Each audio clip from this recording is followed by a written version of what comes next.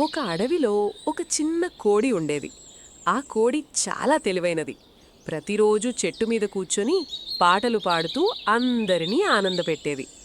అడవిలోని ఇతర జంతువులు కూడా ఆ కోడి పాటలు వినడానికి ప్రతిరోజు చుట్టూ వచ్చేవారు. కానీ ఆ అడవిలో ఒక నక్క కూడా ఉండేది. ఆ నక్క కొన్నిసార్లు మోసపూరితంగా ఉండేది. ఒక్కరోజు ఆ నక్కకు ఆ కోడిని తినాలని పెద్ద ఆశ వచ్చింది. నక్క ఆ కోడిని చూసి మృదువుగా సొగసుగా, హాయ్ కోడి, నిన్ను చూసి చాలా సంతోషమైంది. ఈరోజు అడవిలో పెద్ద పండుగ ఉంది. అందరు జంతువులు నేలపై దూకుతూ నృత్యం చేస్తున్నారు. నువ్వు కూడా కిందికిరా, అందరితో ఆడి పాడి ఆనందించు అని చెప్పింది. కోడికి వెంటనే అర్థమైంది, ఇది నన్ను మోసం చేయాలని చూస్తోంది. నక్కను నేరుగా నమ్మితే ప్రమాదం తప్పదు అని. కోడికి తెలివి, ధైర్యం రెండూ ఉన్నాయి. అందువల్ల కోడి నక్కను నమ్మకుండా ఒక సరదా పద్ధతి ఆలోచించింది. అది మెల్లగా అడిగింది, అవునా, వావ్, అది చాలా బావుంది. కానీ నేను చిన్నవాడిని కాబట్టి నడిచే పద్ధతిలో కిందికి వెళ్ళాలి. మీరు నా దారి కత్తిరించకుండా ఉంటారా? నక్క చాలా సంతోషంగా నవ్వింది.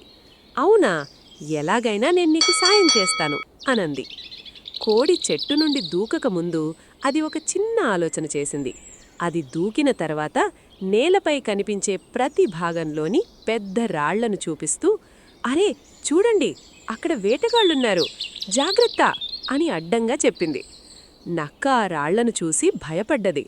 అయ్యో, ఇక్కడ వేటగాళ్లున్నారా, తప్పించుకోకుండా ఉంటే ప్రమాదం అని ఆలోచించింది.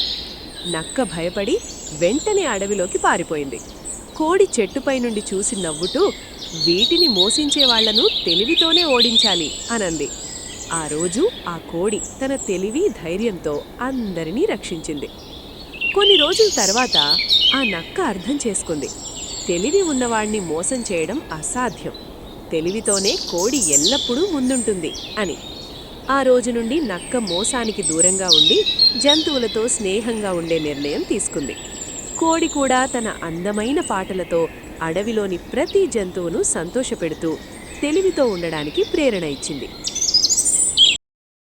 పిల్లలు, మీకు ఈ కథ నచ్చితే దయచేసి మా ఛానల్ని సబ్స్క్రైబ్ చేయండి.